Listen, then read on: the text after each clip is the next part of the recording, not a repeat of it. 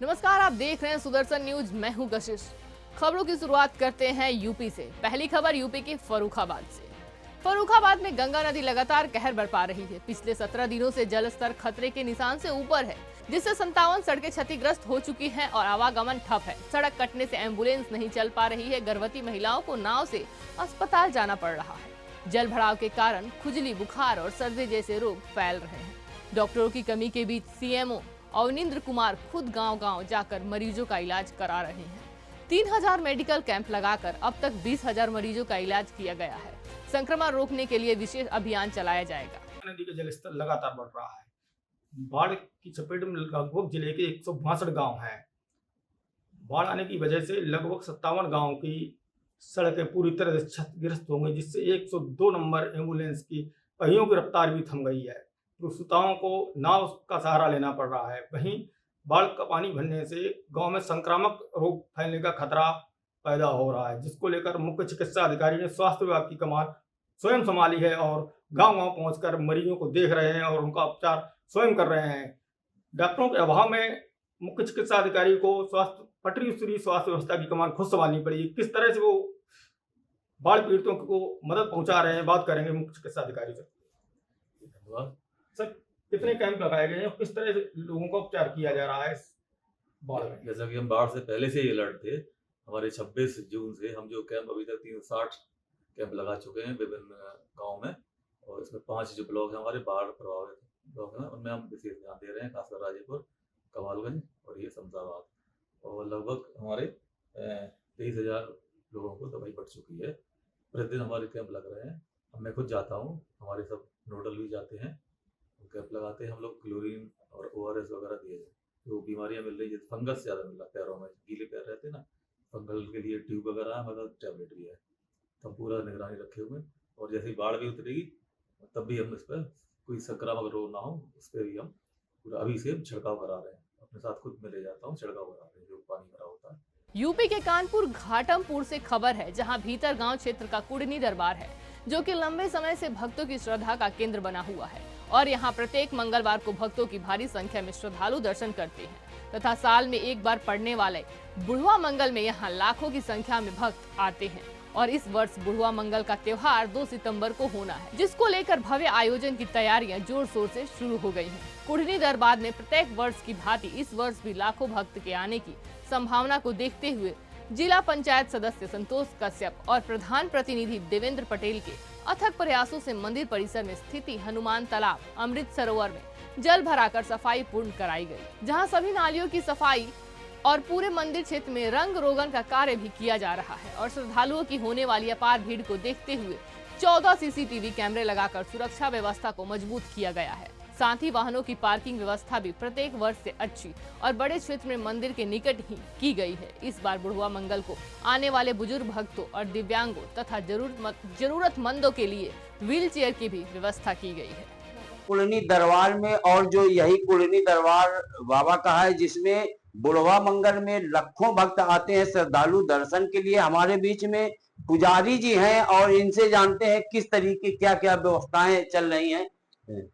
आप बुढ़वा मंगल को लेकर क्या क्या तैयारी चल रही है? बुढ़वा मंगल को लेकर दिया जो है, यहाँ जैसे CC कैमरे वगैरह जो है बढ़ा दिए गए हैं, क्योंकि जो है इनसे पब्लिक को ज्यादा दिक्कत होती है ना होने की वजह से। तो जो है जैसे किस तरीके की दिक्कतें होती है कि कोई खो जाता है, ढूंढने नहीं मिलता, या गीला करके उसका कुछ सामान खो जाता है, तो इस तरह से दिक्कतें जो है नहीं हो पाती। अच्छा, लमसम कितना भक्त आता होगा यहाँ पे? इसमें लगभग 1 लाख आदमी के लगभग आ जाता होगा सुबह शाम तक। अच्छा, तो यहाँ पे दरबार में यहाँ तो भीड़ बहुत ज्यादा, किस तरीके आप पूजा पाठ कैसे करते हैं? भीड़ की वजह से यहाँ रात में मंडे के रोज जो है 11 बजे से लगभग लाइन लग जाती है, और यहाँ अंदर काम करने के लिए हम लोग 4-5 आदमी को परमानेंट भेजते हैं, और आदमी दर्शनार्थी आते हैं, अपना दर्शन करते हैं और निकलते जाते हैं। अच्छा, मान्यता क्या है यहाँ दरबार की? मान्यता ये है कि ये बाबा अपने ऐसे है कि जो भी आप मनोकामना उनसे मांगो वो पूरी होती है। समय मौजूद है हम भीतर गांव क्षेत्र के कुलनी दरबार में, और कुलनी दरबार में जो बुढ़वा मंगल की बात की जाए, जो भादों के चौथे मंगल को पड़ता है। और यहाँ पे जो कुलनी दरबार है, यहाँ पे बुढ़वा मंगल में लाखों भक्त जो श्रद्धालु दूर दूर से आते हैं। और हमारे बीच में जो यहाँ के जिला पंचायत सदस्य संतोष जी हैं, इनसे जानते हैं कि बुढ़वा मंगल को लेकर किस तरीके की क्या क्या तैयारी चल रही है। भैया, कुलनी दरबार में आपका बाबा के दरबार में किस तरीके क्या क्या बुढ़वा मंगल को लेकर तैयारी चल रही है? आगामी 2 सितंबर को बुढ़वा मंगल है, जिसमें लाखों की संख्या में श्रद्धालु आते हैं। लगभग साफ सफाई का कार्य पूरा हो गया है। मंदिर की जो रंगाई पुताई है उसका भी कार्यक्रम पूरा हो गया है। और इसके अलावा जो हमारे यहाँ दुकानदार आते हैं, उनके जो दुकान लगाने की जगह है वो भी सबके लिए सुनिश्चित कर दी गई है पहले से ही। और हमारे प्रधान जी के द्वारा भी साफ सफाई पूरी तरीके से कर दी गई है।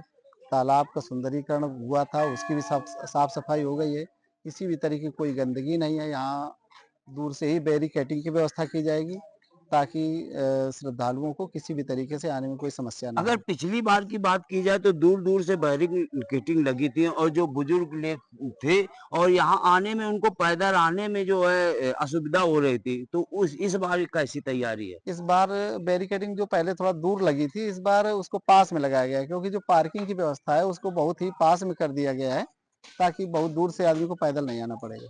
अच्छा, और देखिए हमारे बीच में जो कुलनी दरबार के जो प्रधान प्रतिनिधि देवेंद्र पटेल जी हैं, इनसे भी जानते हैं किस तरीके तैयारी चल रही बुढ़वा मंगल को लेकर। आपके चैनल के माध्यम से 15 अगस्त के एक दिन पहले बताया गया था कि यहाँ पे साफ सफाई करवाई जाए। तालाब का सुंदरीकरण हुआ था, उसमें बहुत गंदगी थी, उसकी साफ सफाई कराई जाए। उसको मद्देनजर रखते हुए वो कार्य लगातार निरंतर चल रहा है, और 2 दिन में पूर्ण रूप से सफाई हो जाएगी। और यहाँ पे दुकानदारों के लिए जो जगह की उचित व्यवस्था है वो भी की जा रही है, बैरिकेडिंग, ताकि मतलब लोग दूर न खड़े रह के यहाँ पास में अपने वाहन अच्छा, खड़े कर लमसम सकें। बुढ़वा मंगल को देखते हो कितना श्रद्धालु आता होगा यहाँ? लाखों की संख्या में आते हैं यहाँ से श्रद्धालु। फतेहपुर जिला के घाटमपुर और हमीरपुर, इसके बाद उन्नाव, कानपुर नगर, कानपुर देहात। तो ये देखिए हमारे बीच में जिला पंचायत और प्रधान जी दोनों लोगों ने बताया कि बुढ़वा मंगल को लेकर यहाँ पे सारी तैयारियां पूर्ण हो चुकी हैं, और जो भी भक्त आएंगे उनकी उचित व्यवस्थाएं होंगी, बैरिकेडिंग और पार्किंग की भी, और सीसीटीवी फुटेज भी लगा है, जिससे जो चोर प्रकृति के लोग होते हैं उनके लिए भी जो है निगाह रखी जाए। गोविंद शुक्ला के साथ लाखन सिंह, सुदर्शन न्यूज, घाटमपुर।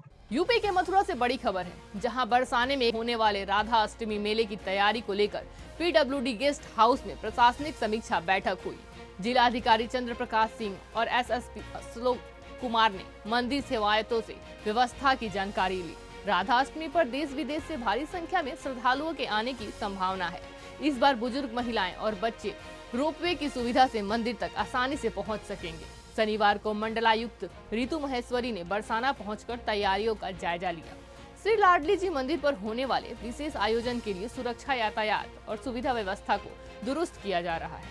देखिए, हम सभी जानते हैं कि विश्व प्रसिद्ध राधा रानी का जन्म दिवस 31 अगस्त को मनाया जाएगा, और ये बहुत बड़ा त्योहार है। जैसे जन्माष्टमी मथुरा और वृंदावन में मनाई जाती है, वैसे ही पूरे ब्रज में और बरसाना में राधाष्टमी का त्योहार मनाया जाता है। अच्छी व्यवस्था हो, खूब साफ सफाई हो, जो श्रद्धालु बाहर से आए उन्हें किसी प्रकार की असुविधा ना हो, पार्किंग की प्रॉपर व्यवस्था हो, लाइटिंग की प्रॉपर व्यवस्था हो, सफाई की प्रॉपर व्यवस्था हो, पीने के पानी का समुचित उपलब्धता हो, टॉयलेट हो, ये सारी विभागवार समीक्षा की गई है।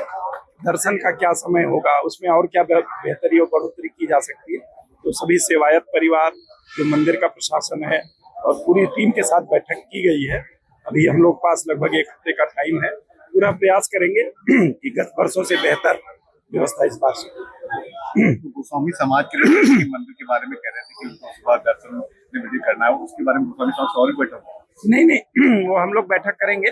अभी क्या और बेहतर कर सकते हैं, अब सेवायत लोग और हम सभी लोग मिल करके करेंगे, ताकि जो श्रद्धालुओं को बेहतर से बेहतर सुविधा दे सकते हैं वो दे। और राधा अष्टमी का त्योहार यहाँ बरसाने में खूब हर्षोल्लास से मनाया जाता है, और लाखों की संख्या में श्रद्धालु यहाँ आते हैं, जिसके लिए आज यहाँ सभी विभागों की बैठक की गई, और इसमें समन्वय बैठक में कुछ चीजें डिसाइड की गई है। और सर्वप्रथम एक इंटीग्रेटेड ट्रैफिक प्लान, जिससे कि जनपद व प्रदेश के बाहर से आने वाले श्रद्धालुओं को आवागमन में किसी प्रकार की असुविधा ना हो, इसके अतिरिक्त सीसीटीवी के माध्यम से यहाँ मॉनिटरिंग की जाएगी और पीए सिस्टम के माध्यम से श्रद्धालुओं को जो भी सूचना है वो प्रचारित की जाएंगी। इसके अतिरिक्त अभी बैठक में ये प्रारंभिक रूप से डिसाइड हुआ है कि यहाँ जो मंदिर है या अंदर जो विग्रह है उसकी लाइव स्ट्रीमिंग कराने की भी बातों के माध्यम से आई है, तो उस पर भी हम लोग चर्चा कर रहे हैं और प्रयास ये रहेगा कि जो भी श्रद्धालु यहाँ आए उन्हें सुगमता से यहाँ दर्शन लाभ प्राप्त हो और एक अच्छे भाव लेकर के वो यहाँ से वापस आए। यूपी के आजमगढ़ के महनाजपुर थाना क्षेत्र में ग्रामीणों ने 2 पशु तस्करों को रंगे हाथ पकड़कर जमकर पीटा। आरोपी बलवंत यादव और सोहराब लवारिस गोवंश को पिकअप में लादकर वध के लिए ले जा रहे थे। पिटाई में दोनों को गंभीर चोटें आईं। सूचना पर पहुंची पुलिस ने दोनों को हिरासत में लेकर इलाज कराया और फिर जेल भेज दिया। गुड्डू गिरी की सूचना पर मुकदमा दर्ज किया गया है।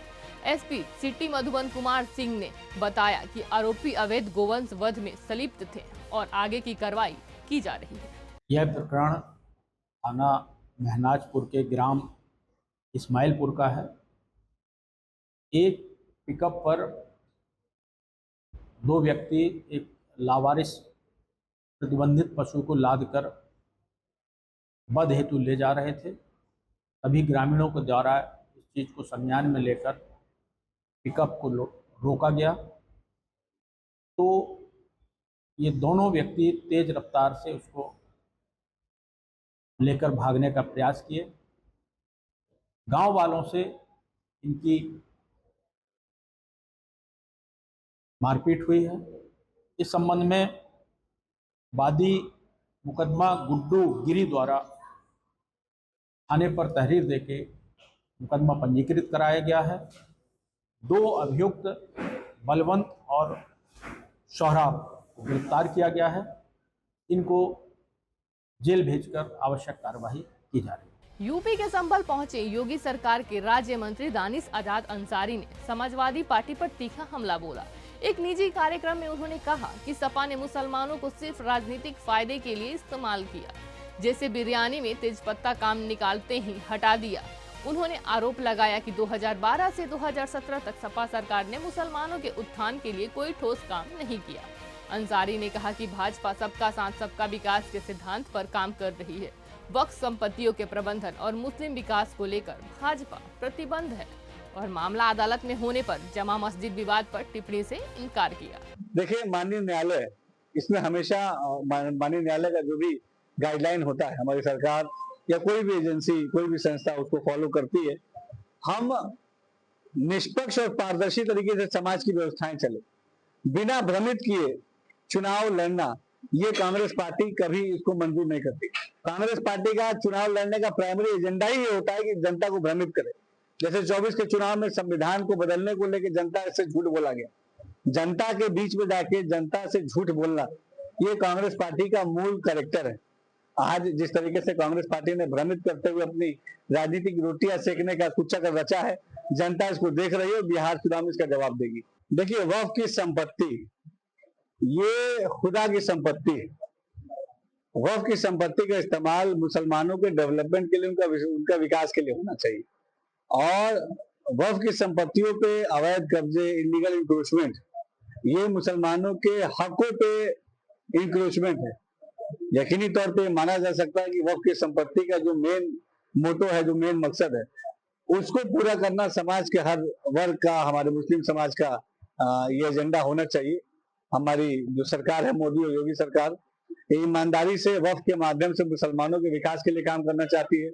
वक्फ के जमीनों की हदबंदी करके उस पर इलीगल इंक्रोचमेंट रुकवाना चाहती है। वक्फ की संपत्तियों के माध्यम से मुसलमानों के डेवलपमेंट के नए रास्ते खोलना चाहती है। वक्फ की संपत्तियों पे स्कूल, कॉलेज, हॉस्पिटल खोलना चाहती है, जहां पर सस्ती शिक्षा, अच्छा इलाज गरीब, पिछड़े, पसमानदा मुसलमानों को मिले। और इस एजेंडे पे पूरी गंभीरता से कानून की रोशनी में हम काम कर रहे हैं। सवाल ये नहीं है हमारा सवाल ये वक्फ बाई जो संपत्ति है उसको माननीय सर्वोच्च न्यायालय स्टे कर रहा है। बावजूद प्रशासन जो वक्फ संपत्ति है, वक्फ बाई उसको सरकारी भूमि बताकर उस पर बुलडोजर चला रहा है, तो क्या ये सर्वोच्च न्यायालय का उल्लंघन नहीं है? देखिए, जैसे हमने बताया कि हमारी योगी सरकार ईमानदारी से माननीय न्यायालय के दिशा निर्देशन में जो भी समय समय पर दिशा निर्देशन मिलते हैं, जो भी गाइडलाइंस मिलते हैं, उन गाइडलाइंस को हम फॉलो करते हैं। मुसलमानों का, अल्पसंख्यक समाज का, पिछड़े पासमानदा समाज का विकास हो, ये हमारी सरकार की प्राथमिकता है। वक्फ की संपत्तियां संरक्षित हो, उसका प्रॉपर डॉक्यूमेंटेशन हो, उसकी प्रॉपर ऑडिटिंग हो, ये हमारा एजेंडा है। मुसलमानों के हित के लिए जो भी चीज जरूरी होगा हमारी सरकार जरूर करेगी। अगर कोई कब्रिस्तान वक्फ है उसको मैंने बताया कि मुसलमानों के हित के लिए पूरी ईमानदारी से हमारी योगी सरकार काम कर रही है। यूपी के आजमगढ़ के अतरोलिया थाना क्षेत्र के अचलीपुर गांव में मकान के बंटवारे को लेकर हुए विवाद में बेटे ने कुल्हाड़ी से अपनी मां विजया कांति पांडे की हत्या कर दी। वारदात गुरुवार को हुई थी। पुलिस ने 24 घंटे में आरोपी बेटे प्रणव पांडे को गिरफ्तार कर लिया है और हत्या में प्रयुक्त कुल्हाड़ी भी बरामद कर ली। छोटे बेटे की सूचना पर मुकदमा दर्ज हुआ। एसपी ग्रामीण चिराग जैन ने बताया कि आरोपी एक अस्पताल तिराहे के पास से पकड़ा गया और आगे की कार्रवाई जारी है। देखिए, थाना अतरौलिया के अचलीपुर गांव से सूचना प्राप्त हुई थी कि एक बेटे ने, एक लड़के ने अपनी मां को कुल्हाड़ी से वार करके उसकी मृत्यु कारित की है। इस सूचना पर थाना प्रभारी और क्षेत्राधिकारी मौके पर पहुंचकर बॉडी को कब्जे में लेकर पोस्टमार्टम के लिए भिजवा दिया गया था। छोटे भाई की तरफ से तहरीर प्राप्त कर उस पर एफआईआर दर्ज कर ली गई थी।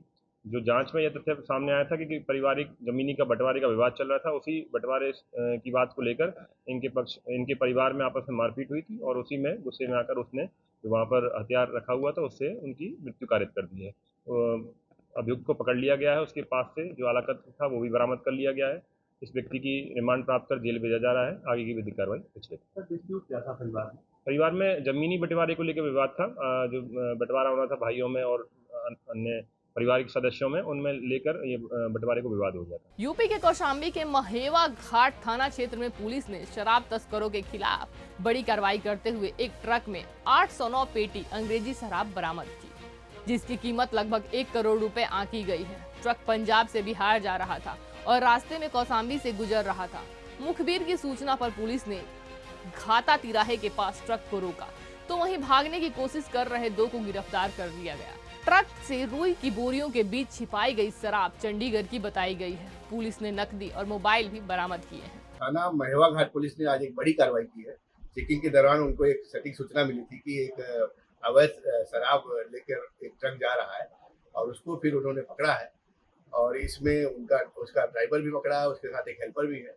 पूछताछ में उन्होंने बताया कि ये पूरी ट्रक जो है 19 तारीख को संगरूर जो पंजाब प्रांत में पड़ता है एक जगह, वहाँ से लोड होके और इसको रांची ले जा रहे थे, झारखंड में इसको उनको सप्लाई करनी थी वहाँ पे। इसमें काफ़ी मात्रा में अंग्रेजी शराब की बॉटल्स हैं, सब पेटियों में रखी हुई है। अगर आप देखेंगे तो कुल 809 कॉटन्स हैं, जिसमें 17,292 बॉटल्स हैं। बॉटल से सब अंग्रेजी शराब की है। इसमें जो ब्रांड है रॉयल स्टैग है, रॉयल चैलेंज है, मैकडॉवेल नंबर 1 है। यूपी के आजमगढ़ के तहबरपुर थाना क्षेत्र की सेमरी चौकी में हिरासत में ले लिया गया गोकसी का आरोपी मोहम्मद अशरफ फरार हो गया। पुलिस के अनुसार अशरफ को पूछताछ के लिए रखा गया, जिसकी निगरानी सिपाही के जिम्मे थी, लेकिन सिपाही की लापरवाही से आरोपी चुपके से भाग निकला। एसपी ग्रामीण चिराग जैन ने बताया कि सिपाही को निलंबित कर विभागीय जांच शुरू कर दी गई है। वहीं फरार आरोपी की तलाश जारी है और जल्द गिरफ्तारी की बात कही गई है। दिनांक 15 अगस्त की रात्रि में पुलिस एक्सप्रेसवे पर चेकिंग कर रही थी, जिस दौरान एक पशु तस्कर लोग जो वाहन में पशुओं को लाद कर ले जा रहे थे, प्रतिबंधित पशुओं को, उनकी चेकिंग के दौरान जब उनको रोकने का प्रयास किया गया तो पिकअप ने अपनी तेजी से रफ्तार पकड़ ली, जिसमें 2 पुलिसकर्मी जो मोटरसाइकिल पे थे वो गिर गए और उनकी वेपन भी थोड़ी सी टूट गई थी। इस घटना को पुलिसकर्मियों ने उच्च अधिकारियों को अवगत नहीं कराया और समय पर कार्रवाई नहीं की, इसलिए इन 2 कांस्टेबल और एक एसआई के विरुद्ध लाइन हाजिर करने की कार्रवाई की गई है। आगे विभागीय कार्रवाई इसमें प्रचलित है। जो भी आगे तथ्य प्रकाश में आएंगे उनके आधार पर अग्रिम कार्रवाई की जाएगी। वाहन में थे क्या अभी तक वो ट्रैक हो पाया क्या? उनके संबंध में हम लोगों ने टीम गठित कर दी गई है और विधिक कार्रवाई आगे प्रचलित है। यूपी के मुजफ्फरनगर में एसटीएफ मेरठ यूनिट और स्थानीय पुलिस के संयुक्त ऑपरेशन में 1.25 लाख का इनाम बदमाश मुठभेड़ में घायल हो गया और यह मुठभेड़ नई मंडी थाना क्षेत्र में देर रात हुई। एसपी सिटी ने बताया कि रवि एक शातिर लुटेरा जो दिल्ली और मेरठ मुजफ्फरनगर में कई लूट की वारदातों में शामिल रहा है, वहीं पूछताछ के सामने आया कि उसका संबंध कुख्यात लॉरेंस बिश्नोई गैंग से है और वह कई बड़ी आपराधिक घटनाओं में शामिल रहा है और घायल बदमाशों को उपचार के लिए अस्पताल भेज दिया गया है। आज देर शाम थाना क्षेत्र नई मंडी में एक एसटीएफ मेरठ यूनिट और जो हमारी नई मंडी थाना क्षेत्र की जो टीम है, इसमें एक जॉइंट ऑपरेशन में एक लाख का इनामी अपराधी रवि, जो ये दोराला क्षेत्र का रहने वाला है, इसके द्वारा दिल्ली में, मेरठ में और मुजफ्फरनगर में कई घटनाओं को वारदात दिया गया था। ये दौरान पुलिस मुठभेड़ गिरफ्तार किया गया है। इसका एक अन्य साथी था जो यहाँ मौके से फरार होने में कामयाब हुआ है। इस पर जनपद मुजफ्फरनगर की घटना के सापेक्ष एडीजी जोन मेरठ सर के यहाँ से 1 लाख का इनाम घोषित था। इसके अलावा इससे पूर्व दिल्ली में भी इन्होंने फायरिंग और अपने अन्य साथियों के साथ मिलकर लूट की थी। उस पर 25,000 रुपये का इनाम दिल्ली से भी चल रहा है। इसके अलावा 2 दिन पहले थाना क्षेत्र नई मंडी में भी एक लूट की घटना हुई थी। उस लूट से संबंधित बाइक, मोबाइल और आईडीज रिकवर हो गई है। उसके अलावा उससे 25 रुपये बरामद हुए हैं। यहाँ मौके पर एक कंट्री मेड पिस्टल जिसको यूज़ करते हुए अभियुक्त के द्वारा कई राउंड फायरिंग की गई और पुलिस की क्रॉस फायरिंग में उसके एक पैर में गोली लगी है।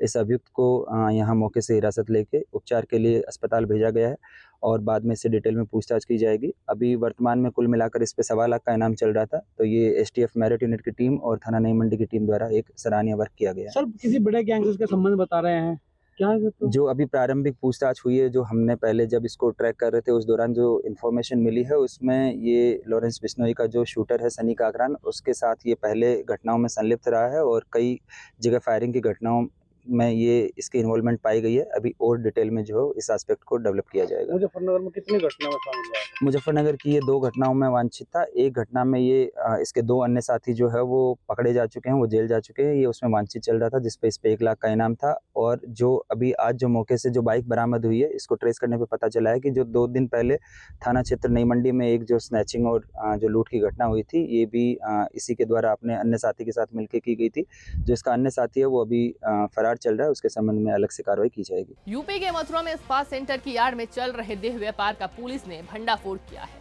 कृष्णानगर क्षेत्र के स्पा सेंटर से 15 महिलाएं और 4 युवक आपत्तिजनक स्थिति में गिरफ्तार किए गए।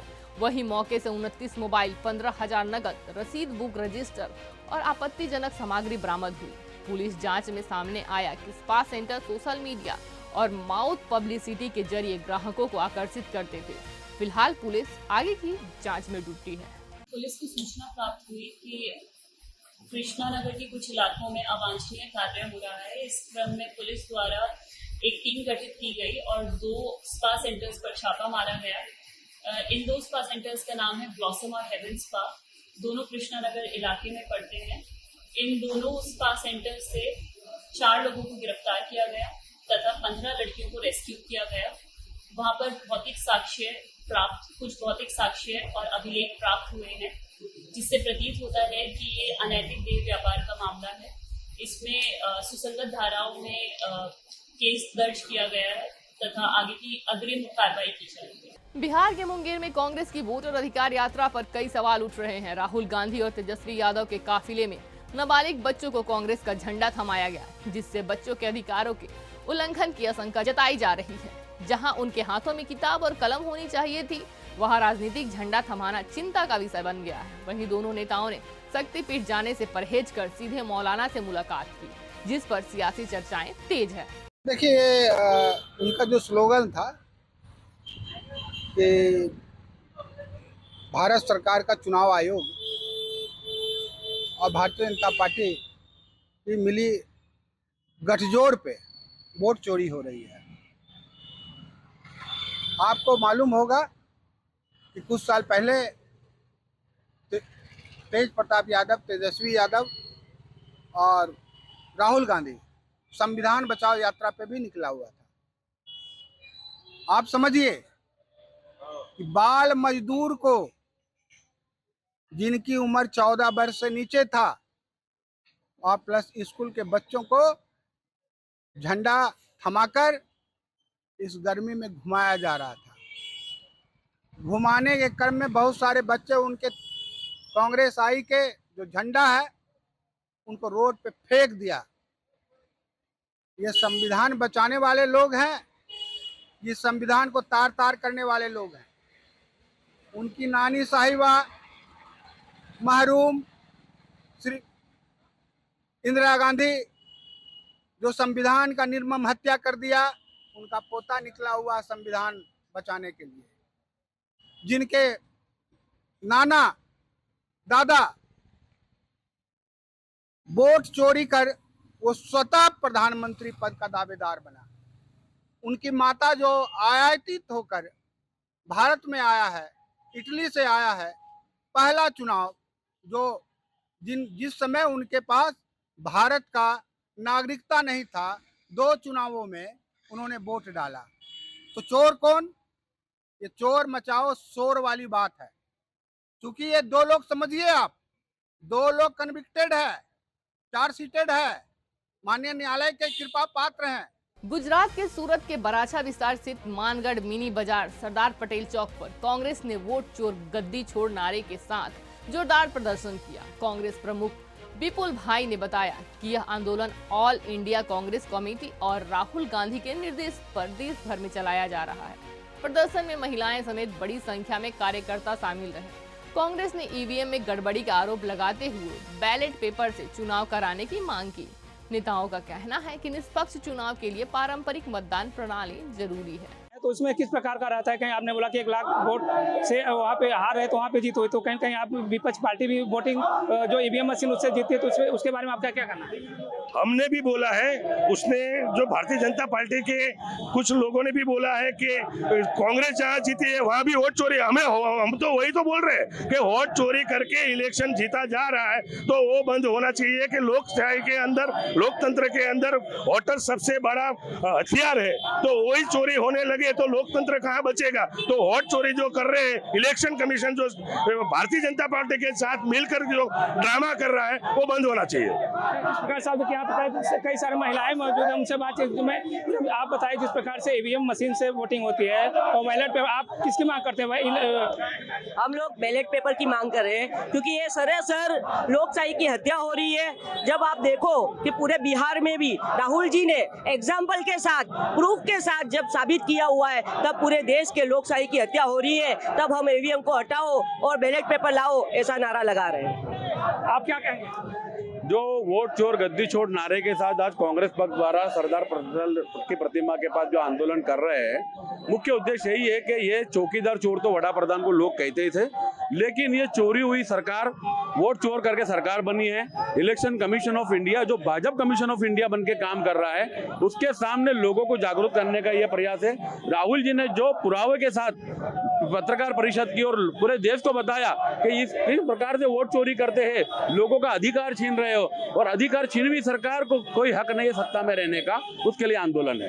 ये आप देख सकते हैं, जिस प्रकार से आपको दिखाएंगे टी शर्ट पे भी खास तौर पे साफ देख सकते हैं कि वोट चोर गद्दी छोड़, जिस प्रकार से इस प्रकार से धरना प्रदर्शन कर रहे हैं कि कहीं कहीं आपको दिखाया जाए जिस प्रकार से ये आयोजन किया गया बराछा के, ये आपको दिखाएंगे चौक पे, बराछा चौक पे किया जा रहा है। कहीं कहीं भारी संख्या में लोग मौजूद, कहीं कहीं दिखाया जाए जो प्रधान। कर्नाटक के बेलगांव जिले के चिक्कोड़ी शहर में गणेश चतुर्थी पर मूर्तिकारों ने मिट्टी से गणेश प्रतिमा बनाकर पर्यावरण सुरक्षा का संदेश दिया है। पीओपी से बनी मूर्तियां जहां जल स्रोत को प्रदूषित करती हैं, वहीं मिट्टी की मूर्तियां प्रकृति के अनुकूल होती हैं। मूर्तिकारों ने बताया कि वे हर साल घरेलू चिकनी मिट्टी और प्राकृतिक रंगों का उपयोग कर गणेश प्रतिमाएं बनाते हैं, जिससे नदियां, तालाब और जलचर जीवन सुरक्षित रहते हैं। यह पहल न आस्था का प्रतीक है, बल्कि समाज को पर्यावरण संरक्षण की ओर प्रेरित करने का एक सकारात्मक प्रयास भी है।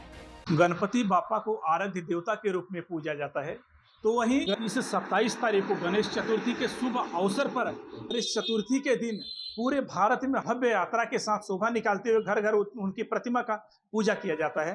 तो आज हम कर्नाटक बेलगांव जिले की चिक्कोड़ी शहर के जो यहाँ पर मूर्तिकार हैं, जो कि मिट्टी की गणपति करीब 70 सालों से बनाते हुए चले आए हैं, तो आज हम उनके पास आए हुए हैं। तो अब हम आपको यहाँ पर पूरा दिखाने का प्रयास करेंगे कि यहाँ पर जो मिट्टी की गणपति हो किस तरह से बना रहे हैं। तो ये देखिए, एक से बढ़कर एक मूर्तियाँ जो है पूरी की पूरी मिट्टी से बनी हुई है, और मिट्टी की मूर्तियाँ बना करके ये जब घर घर में इनकी पूजा करके जब विसर्जन के टाइम पे जाते हैं तो ये पूरा पानी में मिक्स हो जाता है, क्योंकि तो वहीं पर पर्यावरण को दूषित करने के लिए प्लास्टिक की गणपति, जो पीओपी के गणपति है वो भी तैयार कर रहे हैं, लेकिन कोई भी पीओपी के गणपति का उपयोग न करें। यहाँ पर जो गणपति खरीदने के लिए आए हुए हैं लोग, उनसे भी हम इसके बारे में बात करेंगे, क्योंकि मिट्टी का जो बना हुआ गणपति कितना लाभदायक होता है, तो हम बात करेंगे। ये जो मिट्टी के गणपति आप लेने के लिए आए हो, कितने सालों से आप मिट्टी की गणपति खरीद रहे हो? हम बहुत सालों से मिट्टी का गणपति लेके जा रहे हैं और ये पर्यावरण के लिए अच्छा है। और पानी सब ये पीओपी का सब बनाते हैं ना, वो पानी के लिए अच्छा नहीं है और आगे जनरेशन के लिए अच्छा नहीं है ये। और हम इसीलिए हम बहुत सालों से ये मिट्टी के गणपति लेके जाते हैं। तो मट्टी का गणपति लिए तो अच्छा पड़ता है, प्लास्टर गणपति यूज़ करें तो प्रॉब्लम होता है।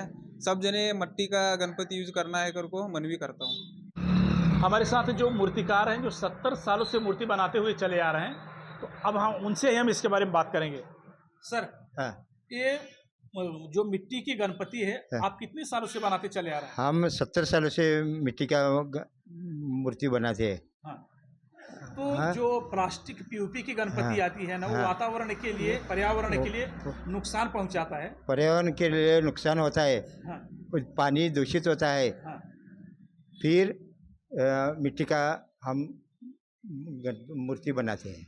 अच्छा, जो मिट्टी की मूर्ति से जो है पर्यावरण के लिए नुकसान नहीं होता। हाँ। और हम प्लास्टर का गणपति नहीं बनाते हैं, हम मिट्टी का गणपति बनाते हैं। जो पानी दूषित होता है, सब लोगों को प्लास्टिक की समस्या होती है।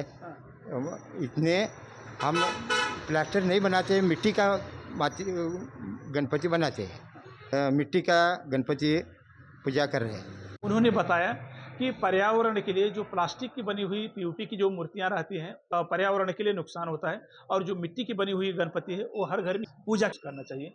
कैमरामैन मानकेश के साथ प्रमेश बिंद, सुदर्शन न्यूज, चिकोड़ी। यूपी के गाजियाबाद के मोदी नगर में दहेज हत्या के मामले का पुलिस ने खुलासा करते हुए पति, सास और ससुर को गिरफ्तार कर लिया है। 19 अगस्त को स्वाति उर्फ शिवानी की हत्या उसके पति ने धारदार हथियार से गला काट कर दी थी। मृतिका के भाई की तहरीर पर पुलिस ने मामला दर्ज किया था, जिसमें ससुराल वालों पर अतिरिक्त दहेज की मांग और प्रताड़ना का आरोप लगाया गया था। वारदात के बाद आरोपी फरार हो गए थे। पुलिस ने टीम गठित कर तीनों आरोपी को मोदी नगर बस स्टैंड से गिरफ्तार किया और न्यायिक प्रक्रिया के तहत जेल भेज दिया है। 19/8/2025 को एक मृतका है शिवानी उर्फ स्वाति, ये गदाना गांव की रहने वाली है, जो मोदीपुर चौकी के अंतर्गत है, थाना मोदी नगर। तो उसका शव मिला था। तो वहां पर जब पहुंचकर पुलिस द्वारा जब जांच की गई, तो उसके गले पर, हाथों पर और कई जगह धारदार हथियार की चोटों जैसे निशान थे। शव को पंचायतनामा की कार्रवाई पूरी कर, ठीक है, पीएम के लिए भेजा गया।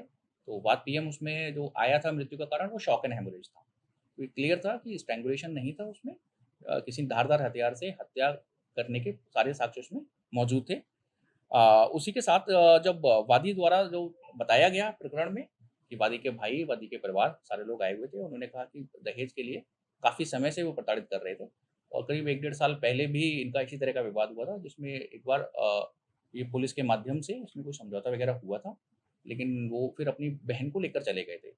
यूपी के मुरादाबाद मधोला थाना पुलिस ने शुक्रवार देर रात हुई मुठभेड़ में दुष्कर्म और उत्पीड़न के आरोपों में वांछित 2 शातिर बदमाशों को दबोच लिया। पुलिस की जवाबी कार्रवाई में दोनों आरोपियों के पैरों में गोली लगी है। वहीं मुठभेड़ के दौरान एक पुलिसकर्मी भी घायल हुआ, जिसे जिला अस्पताल में भर्ती कराया गया है। पुलिस के मुताबिक गश्त के दौरान बाइक सवार 2 संदिग्ध युवक दिखाई दिए। रोकने का प्रयास किया गया तो उन्होंने फायरिंग शुरू कर दी। पुलिस की जवाबी कार्रवाई में दोनों बदमाश घायल हो गए और मौके पर ही गिरफ्तार कर लिए गए हैं। घटना की सूचना पर एसएसपी सतपाल अंतिम और एसपी सिटी रणविजय सिंह भारी पुलिस बल के साथ मौके पर पहुंचे और घटना स्थल का निरीक्षण किया। एसएसपी ने बताया कि दोनों हाल ही में दर्ज एक पॉक्सो केस में वांछित थे। आरोप है कि उन्होंने नाबालिग युवतियों को बंधक बनाकर दुष्कर्म और उत्पीड़न किया था। देखिए, प्राप्त सूचना के अनुसार मझोला पुलिस के द्वारा हर्बल पार्क के पास में चेकिंग की जा रही थी, जिसमें कि 2 बदमाशों के द्वारा को जब इंटरसेप्ट करने की कोशिश की गई तो उनके द्वारा पुलिस पार्टी पर जान से मारने की नीयत से फायरिंग की गई। जवाबी कार्रवाई में मझोला पुलिस के द्वारा भी आत्मरक्षार्थ फायरिंग की गई, जिसमें दोनों बदमाशों को गोली लगी है। इन बदमाशों की पहचान अविनाश यादव और विजय के रूप में हुई है और इनके ये बेसिकली कल मझोला के थाने पर एक अभियोग पंजीकृत हुआ था, जिसमें नाबालिग बच्चियों के साथ में सेक्सुअल एक्सप्लॉयटेशन और उनका उत्पीड़न करने के संबंध में, उनको बंधक बनाए के संबंध में और इमोरल ट्रैफिकिंग के संबंध में विवेचनात्मक कार्रवाई प्रचलित है। उसी के ये दोनों अभियुक्त हैं और इनके पास से एक मोटरसाइकिल, 2 तमंचे, 2 जिंदा कारतूस, खोखा कारतूस बरामद हुए, 2 मोबाइल बरामद हुए हैं। उत्तर प्रदेश के रायबरेली से खबर है। आपको बता दें कि रायबरेली के राजापुर कुष्ठ आश्रम में सेवा भारती, रायबरेली और समर्पण फाउंडेशन ट्रस्ट ने मिलकर एक निशुल्क चिकित्सा शिविर का आयोजन किया है और यह शिविर उन लोगों के लिए आशा की किरण बनकर आया जिन्हें अक्सर समाज से दूर कर दिया जाता है, हमारे कुष्ठ रोगी भाई बहन। इस पहल के तहत कुष्ठ रोगियों की स्वास्थ्य जांच की गई और उन्हें मुफ्त दवाइयां वितरित की गई। और यह सिर्फ एक चिकित्सा शिविर नहीं था, बल्कि यह एक संदेश था कि आप अकेले नहीं हैं, हम आपके साथ हैं। इस तरह के प्रयास यह साबित करते हैं कि जब समाज की सेवा करने वाले संगठन एक साथ आते हैं तो बड़े से बड़े बदलाव यहाँ संभव है। सेवा भारती और समर्पण फाउंडेशन ने यह दर्शाया है कि मानवता और करुणा अभी भी जीवित है और हम आशा करते हैं कि भविष्य में भी ऐसे और भी सराहनीय कार्य होते रहेंगे जो समाज में सकारात्मकता फैलाएंगे। समर्पण फाउंडेशन ट्रस्ट की स्थापना हमने 2008 में की, लेकिन 1997 से हमने इस कार्य को प्रारंभ किया है और पूरे देश में और देश के लगभग 10 प्रांतों में जा करके हम कुष्ठ बस्तियों में ही सेवा करते हैं। जा करके दिल्ली में हमारा एक अस्पताल है जिसमें लगभग 150 से 200 कुष्ठ रोगी यहाँ सुदूर भारतवर्ष से भी आके, और वहाँ पे 27 कॉलोनियाँ एक ही जगह पे हैं, उनके बीच में रहने का और उनके बीच में काम करने का एक आज कहाँ पे आए? आज हम जय दुर्गा कुष्ठ आश्रम रायबरेली में आए हैं, रतापुर में। लगभग कितने मरीजों को देखा है और दवाइयाँ वितरित होती हैं फ्री में कि उसका कोई चार्ज लगता है? नहीं, अगर हम इनकी ड्रेसिंग करते हैं तो इनको महीने भर की ड्रेसिंग का सामान, ब्लेड और उसमें यूज होने वाली दवाएं, कुछ दवाएं स्वयं के भी द्वारा बनाई जाती हैं, उनको भी हम देते हैं। और कुष्ठ रोगी के साथ साथ इनके परिवार में भी जितने लोग होते हैं उनको भी सबको निःशुल्क दवाओं का वितरण। मेरे पास एक ऑटोमेटिक हेमेटोलॉजी की मशीन है जिससे हम सबका कंप्लीट ब्लड काउंट का भी टेस्ट कर देते हैं और टेस्टिंग के अकॉर्डिंग जो दवाओं की आवश्यकता पड़ती है वो दवाएं हम उनको देते हैं। आज ये रायबरेली का जो कुष्ठ आश्रम है, अपनी दिल्ली से समर्पण फाउंडेशन के सहयोग से सेवा भारती का एक निःशुल्क कैंप लगा हुआ है जिसमें कुष्ठ रोगियों का ड्रेसिंग की गई, उनके ब्लड जांच किए गए, उन्हें दवाइयाँ बांटी गई और उन्हें ड्रेसिंग के लिए 1 महीने के लिए सामान उपलब्ध कराया गया। ये लगभग आपके द्वारा रायबरेली में कितने वर्ष से किया जा रहा है? ये लगभग 5 वर्षों से अनवरत तो मेरी जानकारी में है, जब से मैं दायित्व में हूँ, और ये साल में 2 बार आते हैं। लगभग कितने मरीजों को यहाँ पे लाभ मिल पाता है इसका?